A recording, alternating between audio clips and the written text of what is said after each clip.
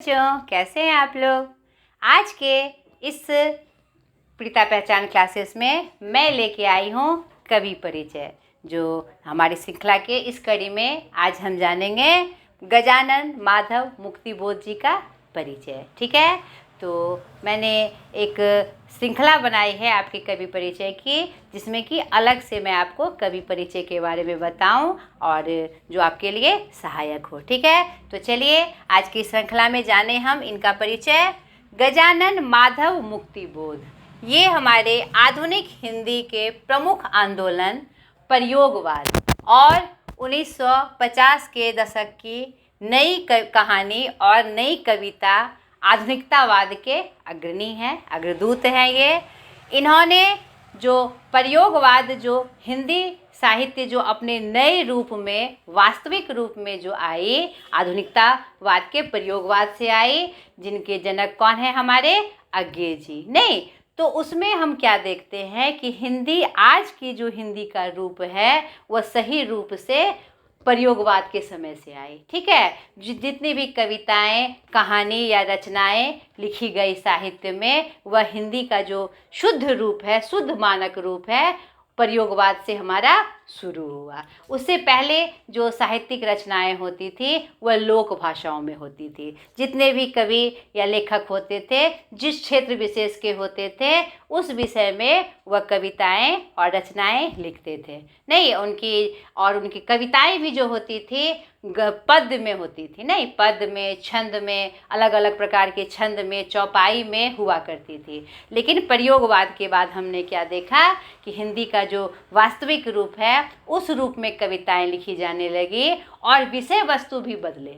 नहीं, इससे पहले प्रयोगवाद के पहले जो विषय वस्तु था वह क्या था, कल्पना में, नहीं, छायावादी रूप में, और जो भक्ति काल का रूप हो, रीति काल का रूप हो, या अलग अलग विषय वस्तु थी। लेकिन प्रयोगवाद में क्या हुआ, एक नई चेंजिंग आई, एक चमत्कारिक रूप से जो यथार्थ का वर्णन था हमारे समाज में, जो यथार्थ रूप में जो समकालीन घटनाएं थी और जिसकी जानकारी आम जनों तक नहीं थी, या थी भी तो लोग उसे महत्व नहीं देते थे, उन बातों को विषय वस्तु बनाई गई। तो ये एक महत्वपूर्ण धारा थी हमारे साहित्य की। नहीं, और हमारे समाज में भी। तो समाज, साहित्य क्या होता है, समाज का ही आईना होता है। तो समाज में भी ये परिवर्तन आया। हमने यथार्थ को जाना, जो कमजोरियां थी हमारे, जो रूढ़िवादिता थी, उसको हमने जाना और उसका विरोध किया और उसको समूल नष्ट करने की हमने कोशिश की। ठीक है, तो और इनका एक और विशेष परिचय, ये प्रथम तार सप्तक कवियों में एक थे। यानी इनकी महत्ता इसी से पता चलती है कि अज्ञे जी ने 7 कवियों की जो श्रृंखला बनाई थी प्रयोगवाद के प्रमुख कवियों के रूप में, तो उन्होंने 3 तार सप्तक बनाए, प्रथम, द्वितीय और तृतीय। ये प्रथम तार सप्तक के कवियों में एक थे। ठीक है, इनका जन्म 13 नवंबर सन 1917 श्योपुर मध्य प्रांत, जो वर्तमान चंबल ग्वालियर कहलाता है, मध्य प्रदेश में हुआ। ठीक है, ये कहाँ पर है, मध्य प्रदेश में। इनके पिता माधवराव जी निर्भीक एवं दबंग पुलिस अधिकारी थे।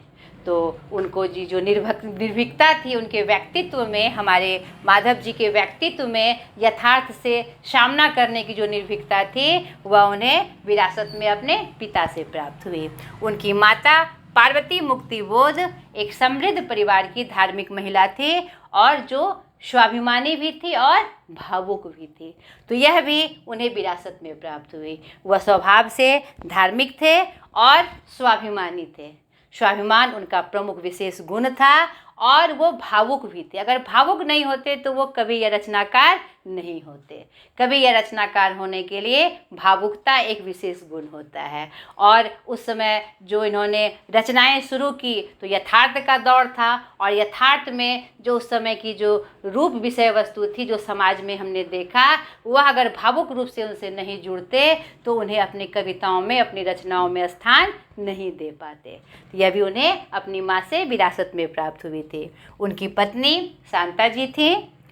उनका जो पेशा था, वे 20वीं सदी के प्रमुख हिंदी कवि थे। इन्होंने मतलब कि प्रयोगवाद के रूप में जो विषय वस्तु यथार्थ का जो चित्रण हुआ उन्होंने खुलकर लिखा। ठीक है, वह निबंधकार भी थे, साहित्यिक एवं राजनीतिक आलोचक भी थे। आलोचक का मतलब मैं आपको स्पष्ट कर दूं, आलोचक मतलब किसी भी साहित्य या रचना को गलत ठहराना नहीं होता है। आलोचक कौन होते हैं कि कोई भी जो साहित्यिक विधा है, चाहे वह कहानी के रूप में हो, कविता के रूप में हो, निबंध के रूप में हो, उसमें उस विषय वस्तु की और गूढ़ विवेचना करना, व्यंजना करना और उसमें कुछ और प्रमुख पॉइंट्स को जोड़कर उसकी जो व्याख्या की जाती है उसे ही क्या कहा जाता है, आलोचना कहा जाता है।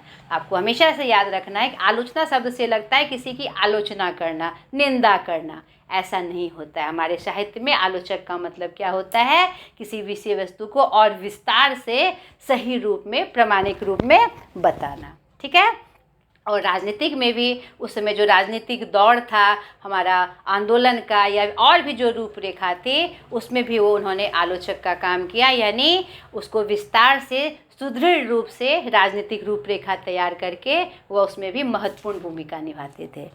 तो इनकी जो प्रमुख रचनाएं हैं, चांद का मुख टेढ़ा, भूरी भूरी खाक धूल जो कि उनकी कविता संग्रह है, काठ का सपना, सतह से उठता आदमी कथा साहित्य, कामायनी एक पुनर्विचार, नई कविता का आत्मसंघर्ष, भारत इतिहास और संस्कृति आदि, यह तीनों उनकी क्या है, आलोचनात्मक रचनाएं हैं जिनका उन्होंने विस्तार से विवेचना किया है। ठीक है, इनका निधन 11 सितंबर सन 1964 नई दिल्ली में हुआ। तो ये उनका एक प्रामाणिक परिचय हमने आपको दिया जो आपके लिए सहायक होगा। तो आज के इस कवि परिचय की श्रृंखला में इतना ही। अगले वीडियो में कवि की श्रृंखला में मैं लेके आऊँगी एक और कवि, लेखक और रचनाकार का परिचय। आज तक के लिए इतना ही, बाय।